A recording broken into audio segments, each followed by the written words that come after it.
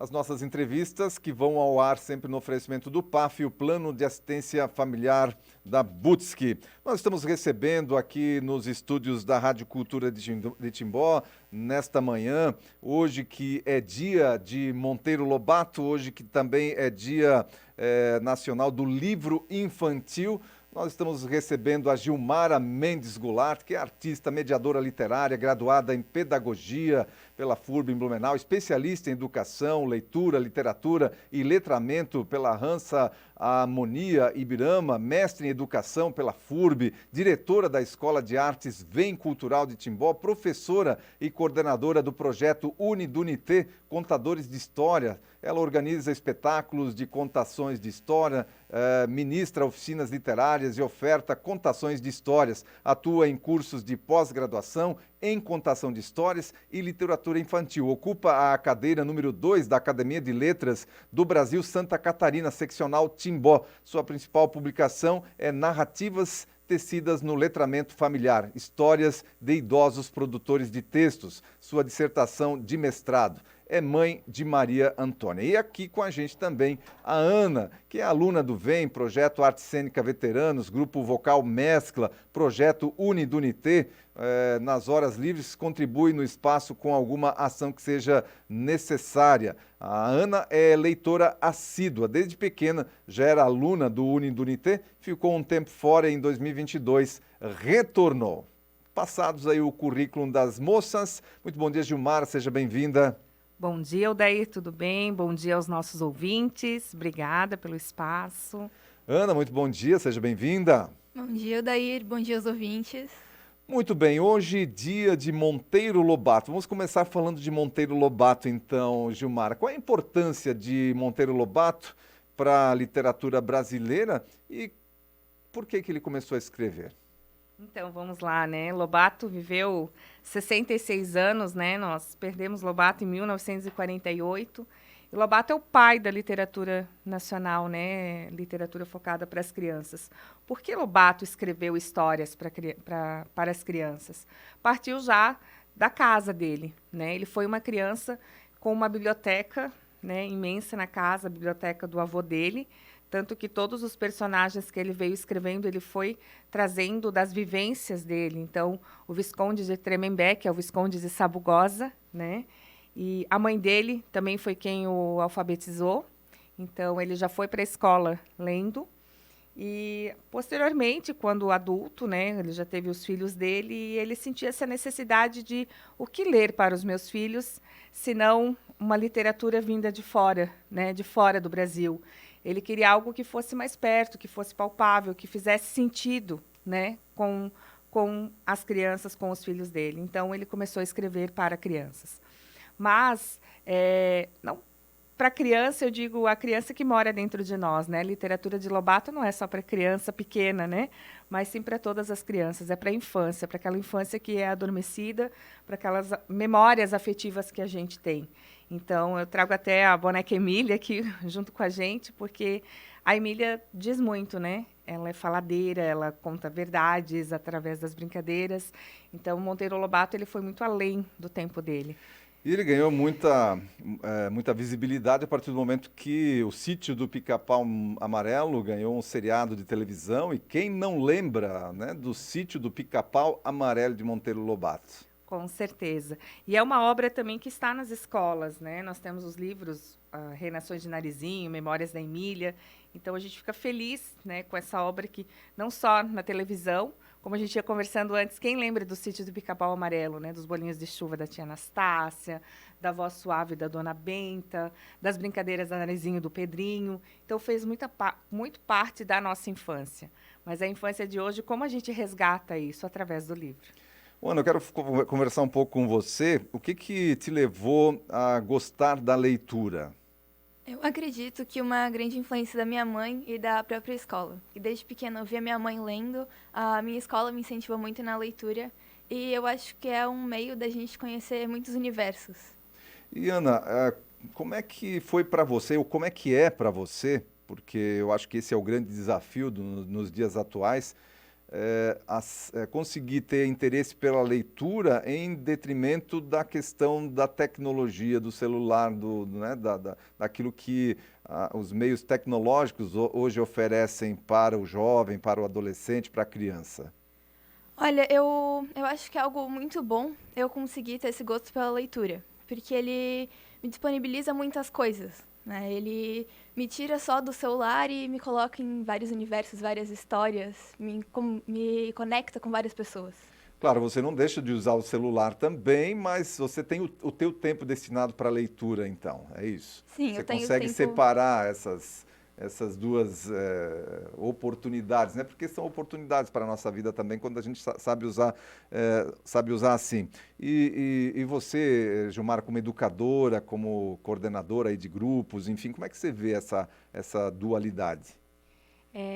Eu percebo que quanto antes a gente consegue fazer essa mediação literária, que comece pelas nossas casas, né, pelos pais.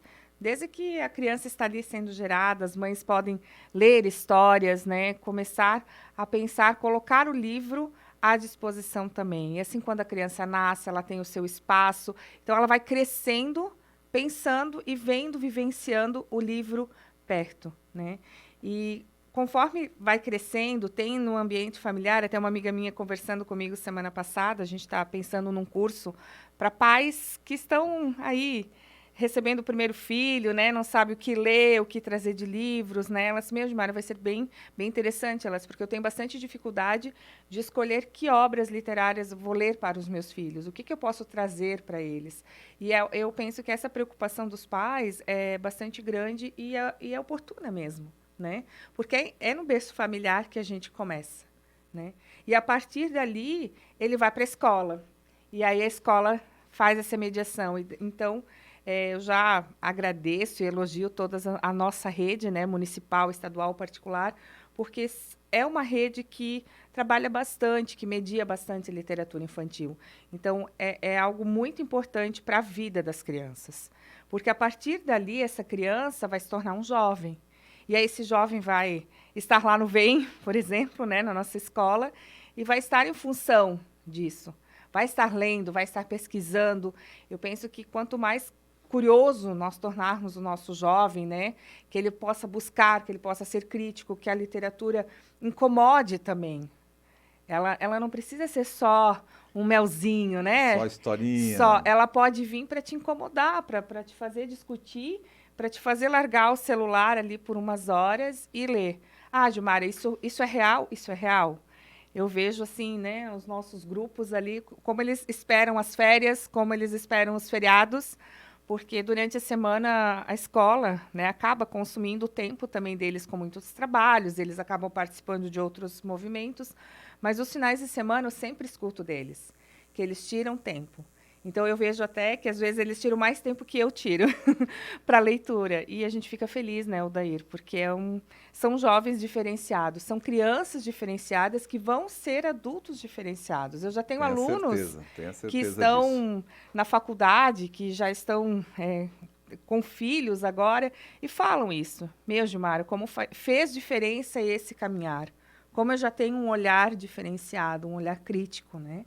Olha, o Roberto Purim, lá da Flash, está mandando um abraço para você, tá bom, Gilmar? Está Querido. ouvindo a nossa programação, mandando um super abraço para você, diz que é super fã. Ah, obrigada, Beto. Olha só, e a produção literária? O desafio da produção literária nesses dias atuais, Gilmara? A produção, tu diz, o livro. O livro. O livro, O né? livro. O objeto livro. É, é um grande desafio, né? O escrever, né? Primeiro que nós precisamos, muita gente já diz, cadê o teu livro, né? A gente tem que sair só da leitura e começar a escrever, né? Porque Lobato, outros já foram, então outros precisam vir para repor. E aí é uma chuva, né? A gente tem também uma chuva de escritores aí, e aí a gente tem que estar peneirando, vendo o que é para você, o que não é, né? Então eu penso que é toda uma leitura crítica aí que a gente tem que dar conta, né? Eu vejo muita produção, né? Eu tenho muito contato com as minhas professoras que avaliam os livros da FENELIGE, que é a Fundação Nacional do Livro Infantil e Juvenil, né? Que passam por elas praticamente todos os livros que são escritos, né, nessa área, e elas fazem uma avaliação, né? E muitas vezes elas repassam alguns livros, até nós ganhamos da professora Sueli Cagnetti, né, que é uma das votantes da FENELIGE, e a gente recebeu muitas obras dela que acaba vindo e ela acaba repassando. Então, o acesso, eu vejo assim que há muita escrita, né? Que há muitas histórias. Eu não tenho um acervo, mas é falta, às vezes, de procura mesmo. A nossa biblioteca, né? Veja quantos livros eles arrecadaram agora na Páscoa, né? Sim, até fizeram, justamente. né? Com Então, essa campanha da Páscoa aí foi arrecadado bastante livros. A né? Biblioteca Pública tem um acervo maravilhoso. Eu acho que é um meio que a comunidade poderia prestigiar mais, né? Ir até lá, ler, pegar livros emprestados para estar conhecendo. E aí tem os e-books também. Então, hoje o livro ele chega de várias formas para as pessoas. Eu ainda sou do cheiro, né? De pegar, de abraçar. Tenho um carinho enorme pelo objeto livro, né? Porque para mim ele é um artefato cultural e ele mexe com as nossas memórias, né? Ana, você certamente começou a sua vida na literatura, vendo e lendo essa literatura mais infantil, porque você já lê há bastante tempo. Mas hoje, o que você curte ler hoje? Bom, atualmente eu tenho bastante preferência em livros fantasiosos, para conseguir imaginar diversas coisas, e livros históricos. Mas eu nunca consegui largar dos livros infantis, são algo muito nunca bom largou de dos ler. livros infantis. E uma questão importante que eu sempre coloco também, que a leitura é a única forma da gente desenvolver e aperfeiçoar e melhorar o nosso vocabulário. Você só consegue fazer isso através da leitura. E aí a gente percebe, as pessoas que são mais afeitas à leitura, normalmente têm mais facilidade de comunicação. E quem tem mais facilidade de comunicação ganha o mundo, porque é a comunicação que faz as pessoas crescerem, que faz as pessoas evoluírem.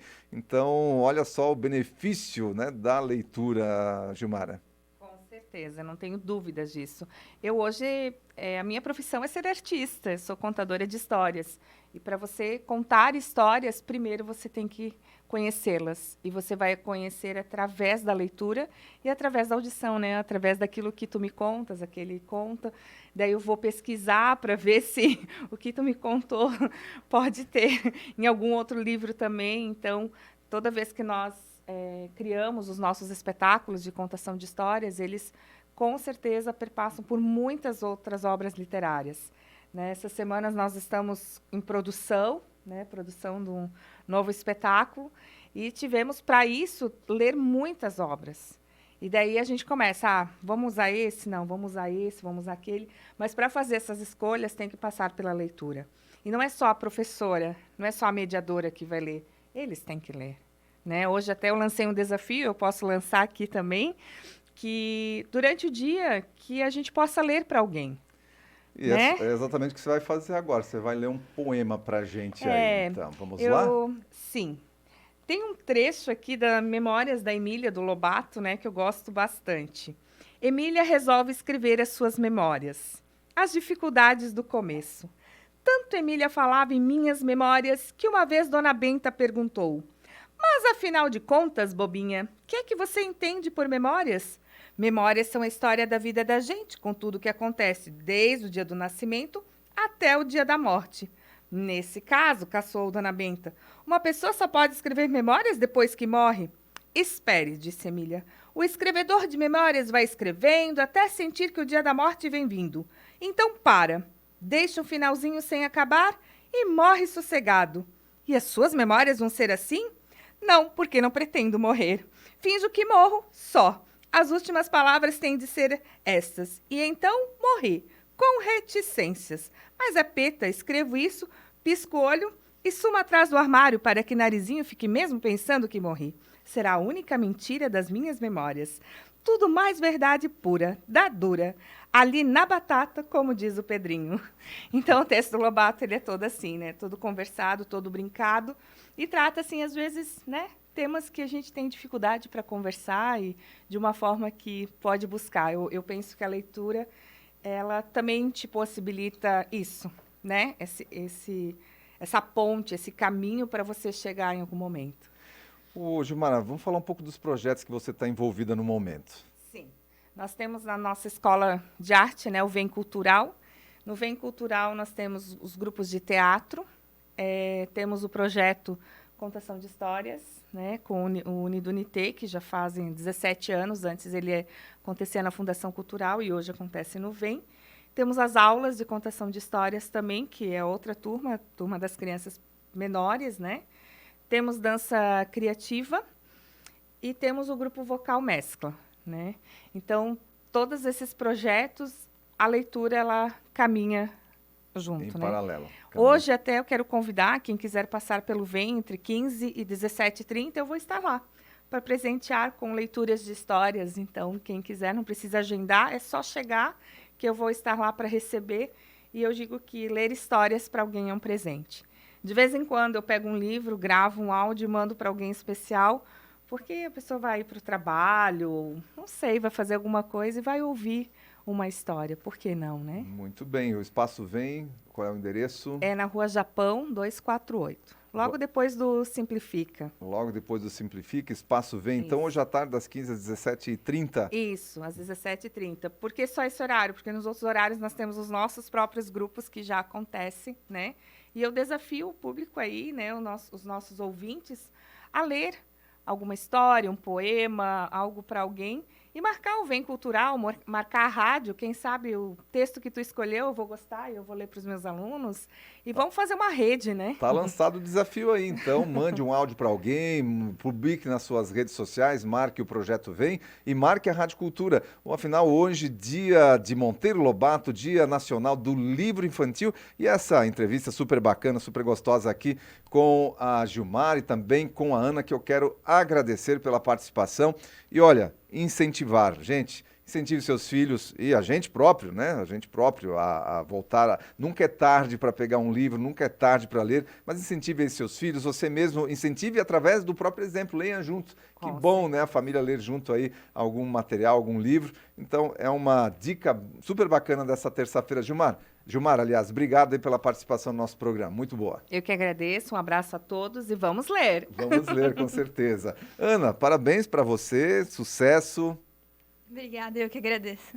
Muito bem. Essa foi a nossa entrevista, então, em homenagem aí ao Dia de Monteiro Lobato, homenagem também ao Dia Nacional do Livro Infantil, com essa entrevista tão graciosa aqui, falando de literatura, falando de leitura, da importância disso, que vai elevar as nossas mentes, vai trazer mais carinho nas nossas famílias, que a gente precisa tanto, né? A gente vinha falando com a Gilmara aí antes de começar o programa, a gente está precisando tanto de paz. E o livro pode trazer essa paz, essa harmonia para as famílias aqui da nossa comunidade, com certeza.